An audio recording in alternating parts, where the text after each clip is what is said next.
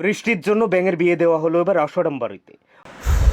অনেক গম্ভীর একটা ব্যাপার, মানে কি বলবো বুঝে উঠতে পারছি না। ব্যাঙের বিয়ে আমি সালা মাকে বলতে বলতে খাসতে গেলাম, মা আমি বিয়ে করবো, মা আমি বিয়ে করবো, কিন্তু আমার বিয়ে দিল না। বলছি তুই কি করিস, তুই বউকে কি খাওয়াবি? আর এদিকে ব্যাঙের বিয়ে মনে হয় ব্যাংক সরকারি চাকরি করে।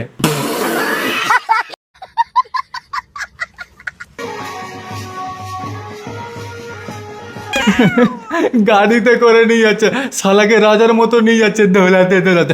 মা আমি বিয়ে করবোই, মা আমি বিয়ে করবো না, তো আমি হাত কেটে নেবো, বলে দিচ্ছি না তো আমি হাত কেটে। হ্যালো বন্ধুরা, চলে আসলাম নাইন সায় উঠিয়ে আবারও একটা নতুন ভিডিওতে। ভোর রাতে অধিবাস পরে মঙ্গলাচরণ সব রীতিনীতি মেনেই গ্রামবাসীরা বিয়ে করিয়ে দিল দুটি ব্যাঙকে। ব্যাঙের বিয়ে তো দিয়ে দিল, আপনি ফুলসজ্জা দেখাবে? মায়েরই বলছে, আর যদি চায়নার মানুষগুলো থাকতো না তো শালাকে চপ বানিয়ে খেয়ে নিত, আর নাম দিত বিবাহিত ব্যাঙের চপ। অন্যদিকে ব্যাঙেরও বিয়ে হয়ে যাচ্ছে দেখে কিছু কিছু সিঙ্গেলরা নাকি কেঁদে ভাসাচ্ছেন বলে। কানমারে কি করবো, ব্যাঙের আবার বিয়ে? এটা কোনো কথা হলো যে বৃষ্টি হচ্ছে না তো বৃষ্টির জন্য ব্যাঙের বিয়ে দিবে?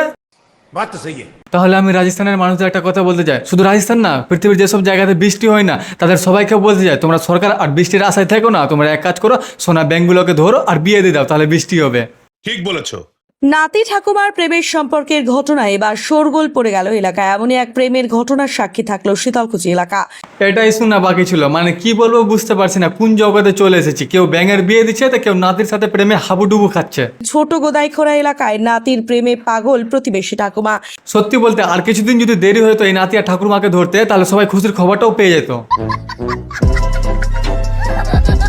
এখন কোথায় থাকবো? এখন আর কি যার জন্য ধরে না এত ডাং মার বা যার জন্য এত হচ্ছে, মানে ধরে না যার জন্য দুর্নাম হচ্ছে। একদম আজব প্রাণী এরা, লজ্জা নেই শরম নেই, বাইরের সব মান মর্যাদা জলে ডুবিয়ে দিল। শুধু জলে ডুবালো না, মনে ছোটাই জল দিয়ে পাছাও ধুয়ে নিল।